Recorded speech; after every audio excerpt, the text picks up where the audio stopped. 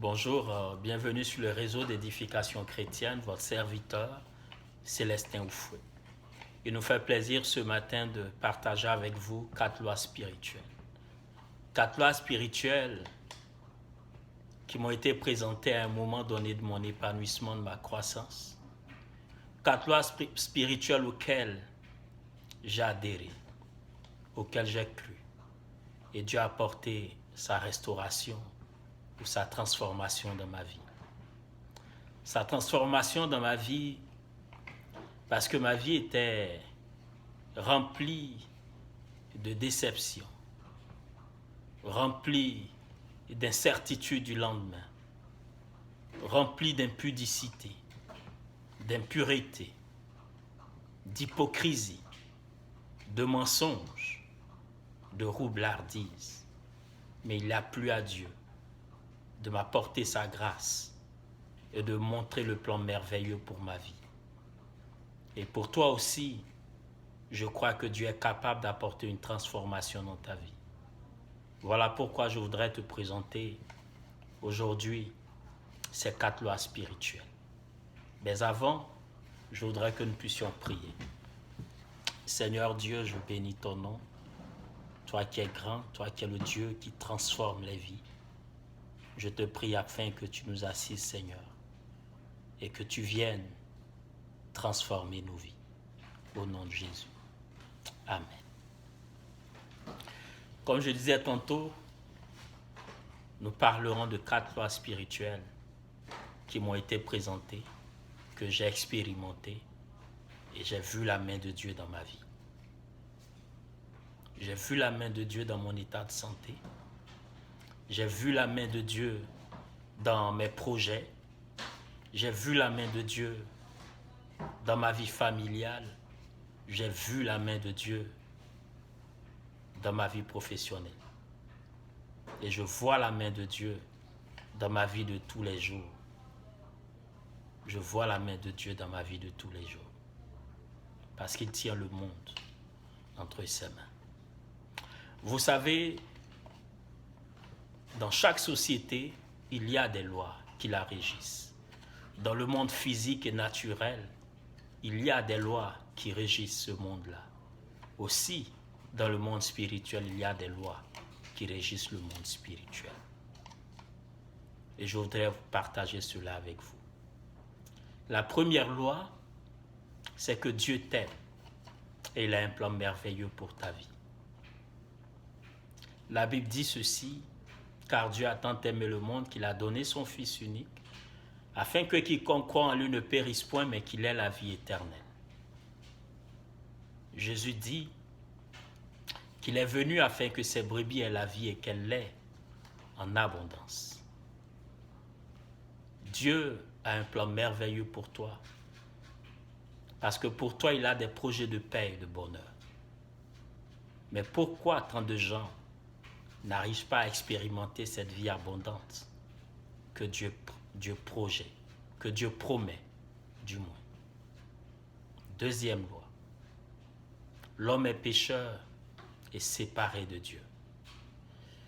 Donc, parce que l'homme est pécheur et séparé de Dieu, il ne peut donc pas bénéficier ou connaître le merveilleux plan de Dieu pour sa vie. Oui, car tous sont péchés et sont privés de la gloire de Dieu, déclare la parole de Dieu. La conséquence de la rébellion de l'homme, c'est que la communion ou la communication avec Dieu est brisée. Il y a par conséquent un fossé, un abîme entre l'homme et Dieu. Dieu est saint et l'homme est pécheur. L'homme, par ses propres moyens, tente d'atteindre Dieu. On va le faire parfois par une très bonne conduite. On va le faire parfois en posant de bonnes actions, en faisant de bonnes œuvres, notamment en faisant l'aumône aux pauvres, notamment en faisant du bénévolat, notamment en étant prêt à porter secours à tous ceux qui sont vulnérables, ou encore en ayant une bonne philosophie de vie, une philosophie saine, en cherchant à être un modèle en tout temps. Mais par ces mesures qui sont à saluer, nous ne pouvons pas atteindre Dieu. Oui. D'autres encore vont essayer d'atteindre Dieu par l'adoration de la créature au lieu d'adorer le Créateur. Donc ce serait l'adoration des astres, du soleil, de la lune, des eaux, des arbres, ou encore en sculptant des statuettes que nous allons adorer en les appelant Dieu. Mais l'homme n'arrive pas à atteindre Dieu. Mais ces efforts de l'homme à atteindre Dieu sont dus au fait que dans le cœur de l'homme, Dieu a mis la pensée de l'éternité. Mais l'homme, par tous ses efforts, tente d'atteindre Dieu, mais il n'arrive pas. Alors c'est la déception. C'est l'angoisse dans les cœurs. C'est le monde qui est troublé. C'est la maladie qui s'installe. C'est le suicide même dans sa quête de Dieu. Alors, comment faire? Nous avons donc la troisième loi. Mais la troisième loi est la solution que Dieu donne. Jésus-Christ. La Bible dit à tous ceux qui l'ont reçu, à ceux qui croient en son nom, il a donné le pouvoir de devenir enfant de Dieu. Jésus-Christ est la solution de Dieu pour l'homme, afin de connaître le plan merveilleux qu'il a pour lui. Jésus dit, « Je suis le chemin, la vérité et la vie, et nul ne va au Père que par moi. » Oui, Jésus est la solution. Jésus est la solution que Dieu donne pour être le pont sur ce fossé-là, pour être le pont sur cet abîme-là, afin que l'homme puisse atteindre Dieu. Oui, pour toi, il est mort à la croix, afin que par son sang, tu puisses être purifié, tu puisses être rendu saint pour rétablir ta communion avec Dieu, pour pouvoir entrer dans le plan que Dieu a pour toi, pour pouvoir connaître ce merveilleux plan que Dieu a pour toi. La quatrième loi dit ceci: il faut recevoir Jésus-Christ comme ton Sauveur et ton Seigneur. Oui, il faut recevoir Jésus-Christ comme ton Sauveur et ton Seigneur. Car c'est le pont, c'est la solution de Dieu pour entrer dans le plan merveilleux qu'il a pour toi. Pour connaître cette vie épanouie, cette vie paisible en lui, malgré l'adversité, malgré l'environnement extérieur, malgré les situations de ce monde. Dieu te donnera la paix. Alors tu me diras certainement, mais comment recevoir Jésus-Christ? Je vais simplement te lire un verset et je vais le commenter par la suite. Éphésiens 2, les versets 8 et 9. Je fais la lecture.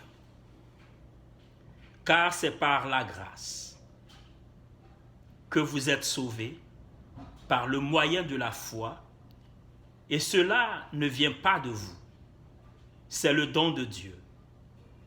Ce n'est point les œuvres, ce n'est point par les œuvres, afin que personne ne se glorifie. Oui, recevoir Jésus-Christ, c'est par la foi. C'est l'inviter dans ton cœur. Recevoir Jésus-Christ, c'est l'accepter comme ton Sauveur et ton Seigneur. Alors, si tu veux le recevoir, tu peux faire cette prière après moi. Et selon sa promesse, il viendra habiter avec toi. Selon sa promesse, Il dit à tous ceux qui l'ont reçu, à ceux qui croient en son nom, il leur a donné le pouvoir de devenir enfants de Dieu.